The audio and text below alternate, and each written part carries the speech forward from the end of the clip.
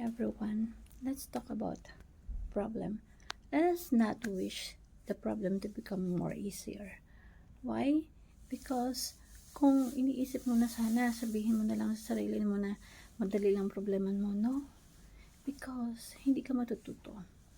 Dapat yung aim mo, kahit kahit mahirap yung problema na meron ka ngayon na kinakaharap mo, ang dapat mindset mo is, okay lang, kasi alam ko sa problema na to, I can improve.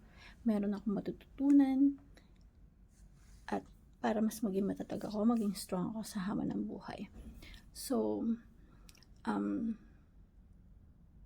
madalas nakakalimutan natin that yung problem na we focus on is the problem that we can't control. So don't focus on the things that we can't control. One thing that we can control is ourselves. Ikaw mismo, yung sarili mo, yun yung dapat i-focus mo on how you handle things, on how you handle problems, the way you react, the way you respond on the problems that you have right now, and that is the very important, because it makes things more different on how you handle and how you prepare yourself to handle the situation or handle the problem.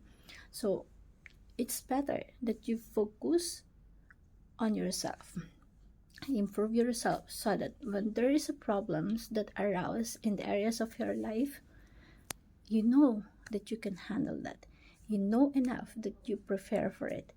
And even though that you are not prepared for it, it's okay, because there's always such things on purpose why happen. To make us strong, to make us improve. There's always a lot of improvement on handle things. Sabi nga, when there is a problem, is a good thing. Why? Because there's another level of your life that you must overcome. There's always a learning in every level of problems that we have. So let's focus on prepare ourselves or train ourselves that things won't easy for us. Problem is won't easy.